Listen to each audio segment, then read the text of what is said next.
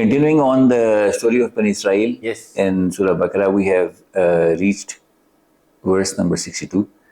Now, verse number 62 is interesting because although we're discussing the story of Bani Israel, but this verse talks about the fact that whoever has believed in Allah and His Messenger and the Day of Judgment is going to get the right reward, and they're going to have no fear. So let's start with the translation, right?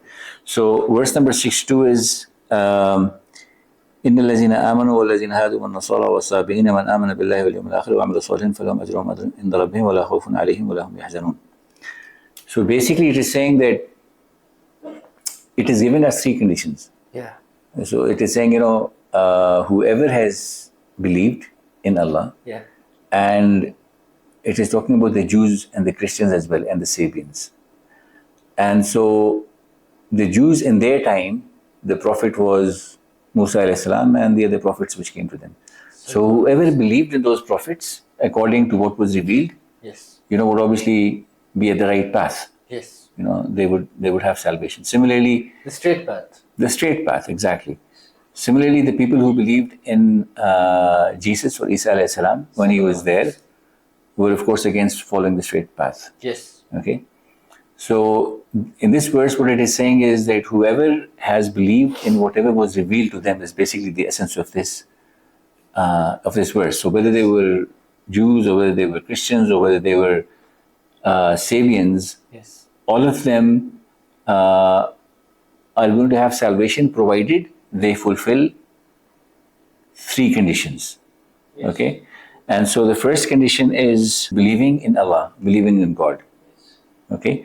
The second condition is believing in the Day of Judgment. That's all about accountability. Because if you believe in God and accountability, that is when any religion is going to make sense to you. And of course, we're talking about the right religions from the only right religions from the only one true God, which is Allah. Because we have to keep, when we're discussing this verse, I think we have to keep in mind that revelation is something that was revealed progressively. Yes.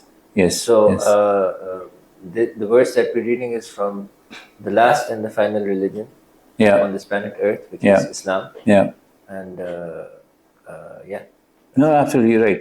So that's the first verse. Okay. So in summary, what this means is that whoever believed in Allah and the Day of Judgment, in God and the Day of Judgment, and who did good deeds. Okay. So these are three things very important. Yes. Because at some point, when we go into the details, there is a sense that some people say that just believing in God is enough. No, absolutely. Or believing in the Day of Judgment is enough. Okay. Now, in this particular verse, it is telling us that we need to believe in God, Allah, we need to believe in the Day of Judgment, and we need to do good deeds.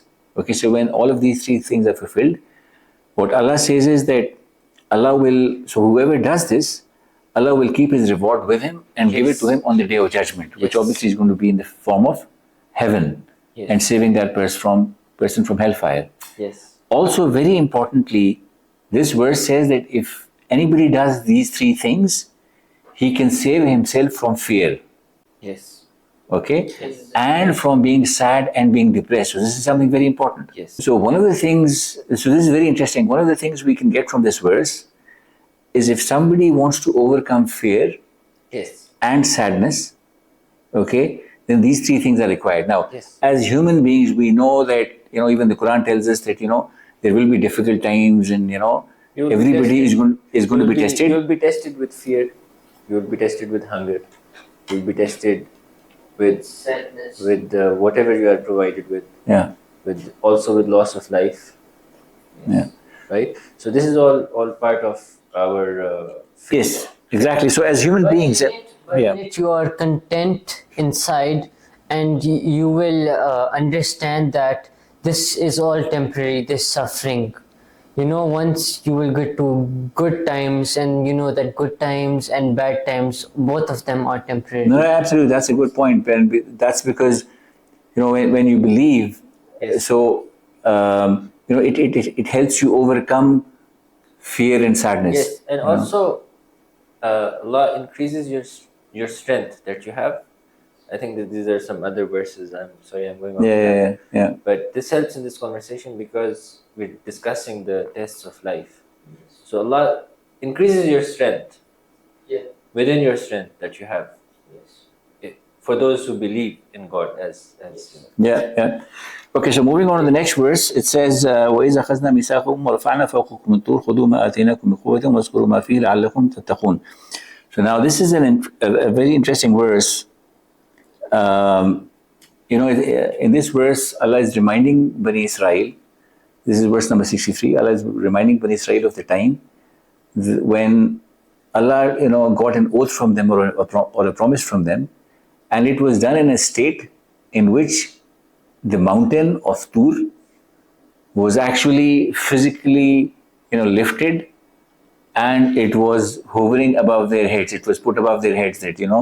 So it's like getting something done by force. Now this is a very interesting one. You could say, what's the point of this? But as we've read, about the story of Bani Israel in the past, there were so many times that Bani Israel, they promised something, yes, and then they went against it. Yes. They had broken their Yeah, promises so many absolutely. times. And like I said, it's always important for us to understand and remind ourselves that this is not just a story about Bani Israel. This is being told to us because we as human beings might be doing the same thing. Yeah. We may have broken the promises so many times. Yes. That or the obligations that we had to Allah. Yes. Even after this promise, the next verse says, ثُمَّ تَوَلَّيْتُم مِّن بَعْدِ ذَلِكَ. Even, after the mountain was raised on their heads, yes, and they were made to take a promise, that they would follow, that they would hold the Torah strongly in terms of, they would follow the commandments strictly. They again, afterwards, they again disobeyed. Right. And Allah says, ثُمَّ تَوَلَّيْتُم بَعْدَ ذَلِكَ فَلَوْلَا فَضْلُ اللَّهِ عَلَيْكُمْ. If it wasn't for Allah's mercy, yes, and His blessings, these, you would have, been in the people that lose. Obviously, on the Day of Judgment, it's talking about the Day of Judgment. So essentially, if we can summarize, what this is saying is that, Allah is so merciful. Yes. That He will give you all kinds of different ways to lead you in the right direction. Absolutely. And when you keep going wrong, He will keep forgiving you, provided you ask for forgiveness. Absolutely. Yes.